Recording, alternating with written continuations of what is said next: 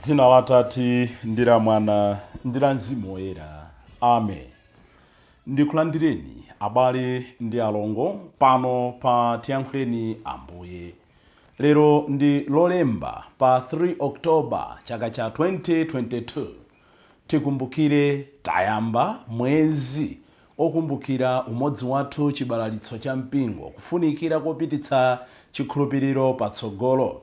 Tikupemphedwa kupemphererana wina ndi nzake, kupempherera utumiki, kuthandiza utumiki, komanso kukumbukira udindo wathu wa ubatizo. Tsiku la lero chauta akuti tikhale m'bale kwa wina ndi nzake. We should be a neighbor to each other. Paulo Woyera atilangiza ku kalata yake ya kwa Galatiya mmene tikuyenera kuchikhalira chikhristu chathu moyo wathu wa tsiku ndi tsiku. Mathu oyamba akuchokera mkalata ya Paulo yolembera a Galatiya mutu wa 1 ndime ya 6 kulekeza 12. Amene akutiwerengera mawu oyamba ndi a novice Betha Gent, a Our Lady of Amersfoort, Stella Maris Chimwemwe Formation House, mu Archdiocese ya Blantyre. Ndipo salimo yathu, salimo 111, ikutikumbutsa kuti chauta amakumbukira chipangano chake nthawi zonse. Mthenga wabwino ndi monga adalembera Luka Oyera mutu wa 10 ndime ya 25 kulekeza 37. Ndipo amene akutiwerengera mthenga wabwino komanso kutigawira mawu ndi Father Francis Damaseke kuchokera ku Episcopal Conference of Malawi, ACM. Tiyeni abale ndi alongo tisinkhesinkhe limodzi. Mawu a m'buku loyera. Mawu oyamba. Mawu a nkalata ya Paulo Oyera kwa Galatiya. Agalatiya mutu 1 ndime ya 6 kulekeza 12. Ndikudabwa kuti mukupatuka msangamsanga motere, kusiya Mulungu amene adakuyitanani mwakukoma mtima kwa Khristu, ndipo mukutsata uthenga wabwino wina. Koma palibe konse uthenga wabwino wina. Pali anthu ena amene akukusokonezani, ndipo akufuna kupotoza uthenga wabwino onena za Khristu. Koma aliyense, kaya ndife kaya ndi mngelo wochokera kumwamba, akakulalikirani uthenga wabwino wina osiyana ndi uja tidakulalikiraniwu, ameneyo akhale otembereredwa. Ndikubwereza kunena zimene ndidanenanso kale kuti munthu aliyense akakulalikirani uthenga wabwino osiyana ndi uthenga wabwino umene mudalandira uja, iyeyo akhale otembereredwa. Kodi ponena zimenezi ndiye kuti ndikufuna kuti anthu andivomereze? Iyayi, koma kuti andivomereze ndi Mulungu. Kodi ndikuyesa kukondweretsa anthu? Ndikadayesa kukondweretsa anthu, sibwezi ndilinso mtumiki wa Khristu. Abale, ntakuwuzani uthenga wabwino umene ine ndimalalika. Ndi wosachokera kwa munthu, sindidawulandire kwa munthu, ndipo palibenso munthu amene adandiphunzitsa uthengawo.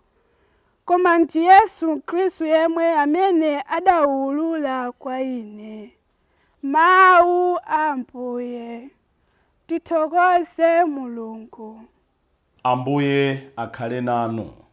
Mawu a muthenga wabwino monga adalembera Luka Oyera. Ulemu kwa inu Ambuye. Luka mutu wa 10 ndime ya 25 kulekeza 37. Pa nthawi yomweyo katswiri wina wa malamulo adayimirira kuti ayese Yesu. Adamfunsa kuti, aphunzitsi, kodi ndichite chiyani kuti ndikhale ndi moyo osatha? Yesu adati, kodi m'malamulo mudalembedwa chiyani? Mumawerengamo zotani? Iye adayankha kuti, uzikonda chauta mulungu wako ndi mtima wako onse ndi moyo wako onse ndi mphamvu zako zonse ndi nzeru zako zonse, ndiponso mnzako monga momwe umadzikondera iwe wemwe. Yesu adati, mwayankha bwino, kachiteni zimenezo ndipo mudzakhala ndi moyo. Koma munthu uja pofuna kudzionetsa ngati olungama adamfunsa Yesu kuti, nanga mnzangayo ndani? Apo Yesu adati, munthu wina adatsikira ku Yeriko kuchokera ku Yerusalemu. Pachira achifwamba adamugwira, adamvula zovala nammenya, nkumusiya ali thapsa ali pafupi kufa. Ndiye zidangochitika kuti wansembe wina ankapita pa njira yomweyo. Pamene adaona munthu uja adangolambalala. Chimodzimodzinso Mlevi adafika pamalopo ndipo adangolambalala. Koma Msamariya wina anali pa ulendo, atafikanso pamalo pomwepo. Pamene adaona munthu uja adamvera chisoni, adabwera kwa ovulalayo nanthira mafuta ndi vinyo m'mabala ake nkuwamanga. Atatero adamkweza pa bulu wake nkupita naye ku nyumba ya alendo namsamalira bwino. Mmawa mwake adatulutsa ndalama ziwiri za siliva nazipereka kwa mwini nyumba ya alendoyo. Adamuwuza kuti, msamalireni bwino ndipo mukamwazanso ndalama zina ndidzakubwezerani pobwera. Tsono Yesu adamfunsa katswiri wa malamulo uja kuti, pamenepa mukuganiza bwanji? Mwa anthu atatuwa, ndani adakhala ngati mnzake wa munthu uja achifwamba adamugwirayo? Iye adati, amene adanchitira chifundo uja. Apo Yesu adamuwuza kuti, pitani tsono nanunso kachiteni chimodzimodzi. Mthenga wa Ambuye. Ulemu kwa inu Ambuye Yesu Khristu. Pali funso limene tonsefe tafunsidwa mu uthenga wabwino. Inu mukuganiza bwanji? Ine ndikuganiza bwanji? Ife tikuganiza bwanji? Ndikamayenda tsiku la lero, ndikamva uthenga utsiku la lero, ndikawerenga mawu amene wa tsiku la lero mwezi uno, ndizidzifunsa funso limeneli. Ine ndikuganiza bwanji? Ndikuganiza bwanji za Chikhristu changa? Ndikuganiza bwanji za unsembe wanga? Mukuganiza bwanji za banja lanu? Mukuganiza bwanji za utumiki wanu? Mukuganiza bwanji za ana anu? Ndikuganiza bwanji za dziko langa? Ndikuganiza bwanji za dera langa? Ndikhala ochita chifundo? Ndikhala olabada? Ndikhala otayirira? Ndikhala wama excuse? Kumapeto kwa zonse atipatsa dipo, atipatsa ntchito, atipatsa udindo. Inunso kachiteni chimodzimodzi. Inenso lero ndikhale msamariya wa chifundo chabwino. Tibwereranso ku mawu amenewa. Lero tayamba kuona kalata ya Paulo yolembera mpingo wa kwa Galatiya. Itu ndi imodzi mwa makalata imene imaonetsa Paulo poyerayera, chifukwa amadzikhuthula yese mkalata imeneyi. All the emotional feelings outpouring the whole being of Paul is expressed in this letter. Nchifukwa samabisa zimene iye ali, kaya ndikuthokoza, kaya ndikupsa mtima, opusa Galatiya ino. Uthenga waukulu mukalata ya Paulo ya kwa Galatiya ndikufuna kuwathandiza anthu, kukuthandizani inu, kutithandiza ife, kuti tichoke ku ukapolo umene umabwera chifukwa cha malamulo ndi kukondetsetsa za dziko lapansi, ndipo tifike ku ufulu umene umapezeka mwa Yesu Khristu. We should move away from the slavery which comes because of our attachment to the world, to the law, towards the freedom which is only found in Christ. Kalata imeneyi idalembedwa ndithu zaka 25 Ambuye Yesu atakwera kumwamba, Ambuye Yesu atauka kwa akufa, Ambuye Yesu atatsanzika ophunzira ake aja. Ndipo idalembedwa zaka 18 Paulo chitembenukire mtima. Idalembedwera mu mzinda wa Ephesus mchaka cha 53 AD, pamene Paulo anali pa ulendo wake wachitatu. Iyeyu atachoka mu mzinda wa Galatiya pa ulendo wake wachitatu umenewu, atafika ku mzinda wa Efeso, adalandira maripoti kuti akhristu ena anali akhristu koma achiyuda. Adapitanso kwa anthu aja Paulo adawaphunzitsa, nkumawuza kuti inde chikhristu mwalandira, komanso pakufunika kuti za chiyudazi muzichitanso. nde adalimbikitsa akhristu onamaja kuti mutha kuonjezera pa chikhristupa kuti mukhale mkhristu weniweni mukuyeneranso kuti muzumbala, mukuyeneranso kuti muzitsata malamulo amasiku achipembedzo cha makolo athu cha Ayuda, koposaposa zakudya zimene muzidya zizitsata monga mmene malamulo a Mose amanenera. Anali akhristu amaphunzitsa anthu aja, koma anali asanataye kwenikweni za makolo awo za Chiyuda, amapotoza anzawo. Mutha kuona kuti inu ndine tilipo pakati pathu amene tidachilandira chikhristu, koma kuti tima elements tina tachikhalidwe chathu timene tili tolakwika, kuti tima elements tina ta zinthu zina zimene sitimamvetsa timayamba mwina kumaphunzitsa zathu. Hayi mukhale mpingo wa Katolika mukabatizike, koma zinazo sikuti timachitovuta kuti muzitsata kwenikweni. Mwina nkutheka ine, mwina nkutheka inu, mwina nkutheka pali ena ake amaphunzitsa anthu zimenezo. Kontulo it's a choice, uthopanga mmene ukufunira. Za Mayi Maria's utumadana nazo, kabatizike kumpingo wathu, koma zinazo uzikatengera mmene wafunira. Ayi, tikalowa mu mpingo tinkonde Khristu ndi mtima onse, osati monga anachitira akhristu awa, mwendo wina ku Chiyuda, mwendo wina ku Chikhristu. Imene titha kutero kuti imamveka ngati amati syncretism, kuponda miyendo iwiri. Masiku ano titonena kuti pakati pathu sitili ku Chiyuda inde, sitili ku chikhalidwe cha makolo athu inde, koma pali zinthu zina zimene zimaonetsa kuti sichidachimvetse chikatolika, sitidachimvetse chikhristu ndi mtima onse. Alipo anthu ena mawa apita ku misa, dzina la Atate ndi la Mwana ndi la Mzimu Woyera, Ambuye akhale nanu, akhalenso ndi mzimu wanu bambo. Alandira Ukaristiya, masana akupita ku fellowship. Maodyera Mulungu ndi mmodzi bambo, zoona. Maodyera yaya bambo timafuna ukapanga compliment moyo wathu wauzimu, zoona. Sitidamvetse kuti ukhala katolika ndi chani, sitidamvetse kuti chikhristu ndi chani. Lero Paulo kudzera mkalata imene tayamba kuona afuna atuonetse zimenezo. Kalata imeneyi ifuna ituonetse ya kwa Galatiya kuti akhristu pokhala anthu munyengo zina zilizonse, in each and every generation, amakhala ndi mavuto awo. Tizipemphererana, koma mayankho amavuto amene akhristu timakumana nawo nkhani yachipembedzo amapezeka mchikhristu momwemo tikakhala pansi ndi kupemphererana.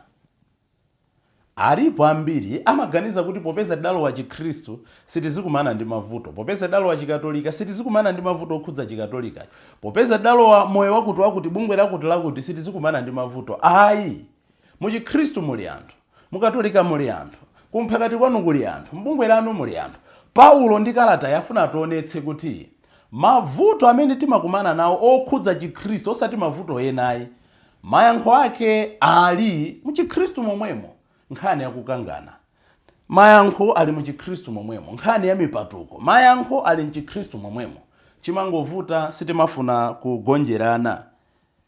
Afunanso atuonetse ndi kalata iyi kuti tizilemekeza miyambo ya makolo athu, tisanyoze chikhalidwe cha makolo athu. Komano pamene tikutsata chikhalidwe cha makolo athu, tiphunzire tsopano ndi chikhalidwe chija, kutengamo zabwino zimene zingatithandize kuphatana ndi Mulungu, komanso kusasa zinthu zina zimene zikutilepheretsa kumvetsa uthenga wabwino. N'chifukwa chake mmawa amene tawerenga tsiku la lero chapter 1 ndi 6 kulekeza 12, Paulo afuna atuonetse kuti ngati wina abweretsa uthenga osiyana ndi uthenga umene tidakulalikirani, ka munthu akhale njero, akhale ndani, akhale otsika kuchokera kumwamba, musamvere munthu ameneyo. Ndipo Paulo sikuti akuti musamvere chabe ayi, akuti munthu ameneyo akhale otembereredwa. Osangoti kamodzi akubwereza kawiri ndikutinso munthu ameneyo akhale otembereredwa. Chimene afuna atuonetse Paulo ndi chani? Pakabwera mavuto ena pakati pathu, mavuto amene tikuwasekerera, tiyenera tidane nawo ndi mtima wonse, munthu amene atembereredwe. Kodi Paulo pamenepa samafuna kuonetsa chikondi kuti amuonetsa mkwiyo wake? Ayi, chikondi chinalipo, koma nthawi zina m'dzina la chikondi timaononga zinthu. Kuti awawa amanditengera ku makhalidwe oyipa nde ayi, kuti ndisaoneke ngati ndakwiyira basi choncho ndizingocheza nawo pang'ono. Ayi, pamene we are facing sin, tionetse ndi mtima wonse kuti sitikudana ndi munthu koma tikudana ndi tchimo limene labwera pakati pathu. Paulo akuti munthu amene akubweretsa chiphunzitso chonama, munthu amene akugawanitsa Khristu, munthu amene akupereka uthenga osiyana ndi uthenga umene ndakulalikirani, munthu ameneyo akhale otembereredwa. Kawiri ndikuti munthuyo akhale otembereredwa. Mwinatu ndinu, mwina ndine. Mawu athu a Uthenga Wabwino, Ambuye Yesu akuti tsono tikhale asamariya achifundo. Munthu wina adapita kwa Ambuye Yesu monga tamvera kuti akawayese lamulo lalikulu ndiliti. Sanabwere choncho koma ananena kuti nditani kuti ndikhale ndikapeze moyo osatha. Ambuye Yesu sakuchedwa nkumuzo tupangiza kuti zakuti monga tanenera mayankho amapezeka mchikhristu momwemo, mayankho amapezeka muthenga momwemo. Mudawerenga zotani? Hayi ndidawerenga uzikonda Mulungu ndi mtima wako wonse, uzichita zakuti. Kuti akuti adamukonda amadziwa zimene amanena koma samadziwa zoyenera kuchita. Tachulukatu lero odziwa zimene tikuyenera kunena, zimene tikuyenera kulalika, zimene tikuyenera kuimba, zimene tikuyenera kuauza anzathu, koma tikulephera kudziwa zoyenera kuchita. Ndipo funa kumuyesa Ambuye Yesu anayiwala kuti anakumana ndi guru himself. Nzangayo ndani? Ndi pamene tsopano Ambuye Yesu akumuuza za munthu wina amene amachoka ku Yeriko kupita ku Yerusalemu. Nkhani taimva bwino, nkhani ambiri timayitsata, koma ndimangofuna tione reaction ya anthu amene adamuona nzawo ali thapsa. Takhala tikunena mobwereza pano pati yankhulena Ambuye kuti ansembe adalambalala amathamangira ku sembe ya misa, Mlevi nayenso adangolambalala amathamangira ku zinthu zina, koma munthu wina amene anali Msamariya. Ndeti kumbukire kuti Aisraeli atachoka ku ukapolo kuja adagawana pawiri. Panali Aisraeli amene amadzitenga ngati Aisraeli eni, pure Jews, amene amatsata bwino lomwe zonse zokhudza chikhalidwe chawo. Anayamba kudana ndi anzawo amene anali Aisraeli koma opezeka ku Samariya, chifukwa atachoka ku ukapolo kuja adayamba kulolera maukwati ndi anthu a mitundu ina. Anayamba kuchita zikhalidwe zosemphana ndi zimene Muyuda weniweni amenera kupanga. Choncho amatenga ngati half caste Jews, chifukwa amatchula kuti Asamariya. Osakhala mchichewa chathu mwina akanakhala achewa kanati achewasanga, alomwe sanga, ayawo sanga, osakhala ayawo. Ndipo nena kuti munthu ameneyu anali Msamariya afuna tonisa kuti sanali Muyuda ozitsata za Chiyudazo. Koma tikuona kuti munthu amene samazitsata za Chiyuda ndi amene anagwiritsitsa chikondi, ndi amene anagwiritsitsa kusamala zimene malamulo a Chiyuda, malamulo a Mulungu amapempha. Lero nkutheka inu ndine ndife a Khristu koma sitikuchita zimene chikhristucho chimatipempha. One thing chimene chimabwera mmutu mwanga nchonena kuti munthu ameneyu, ndakhala ndikunena mobwereza monganso ena adanenerapo, munthu ameneyu Msamariyayo adadzifunsa funso limodzi, ndi funso limene inu ndine tikuyenera tidzifunse tsiku la lero. Alevi komanso ansembe amadzifunsa funso lonena kuti ndikamuthandiza munthu uyoyo chichitike kwa ine ndi chani?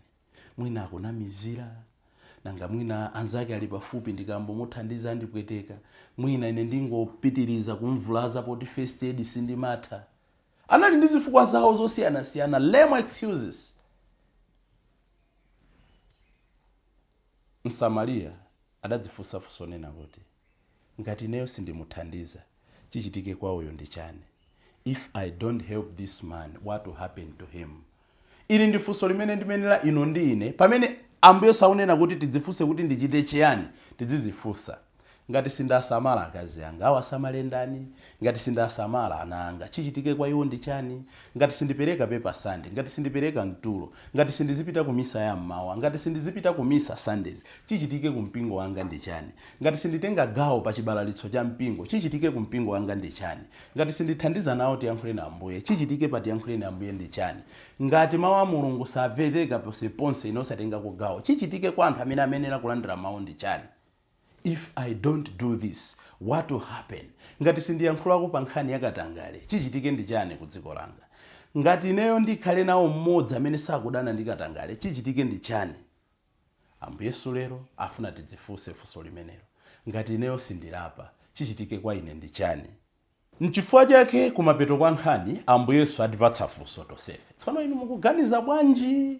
Tsono ine ndikuganiza bwanji? Tsono ife tikuganiza bwanji? Tamva mawu ake. Paulo akuti tisatengeke ndi ziphunzitso zina. tamva mawu ake kuti mulungu ndokhulupirika nthawi zonse, Salimo yathu 1:18. Tamva kuti tikhale msamariya wachifundo. Poyankha funso lonena kuti inu mukuganiza bwanji, Ambuye atipatsa poyambira: inunso pitani kachiteni chimodzimodzi, inenso ndipite ndikachite chimodzimodzi. Tsiku la lero tiye tipite tikakhale asamariya achifundo. Tiyambire ndi banja lathu, tiyambire ndi ana athu, tiyambire ndi pamene ndimapezeka, tiyambire ndi kuntchito kwathu, tiyambire ndi mu mpingo mwathu.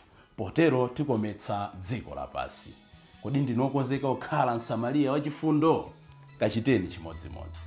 Dzina la Atate ndi la Mwana ndi la Mzimu Woyera. Amen.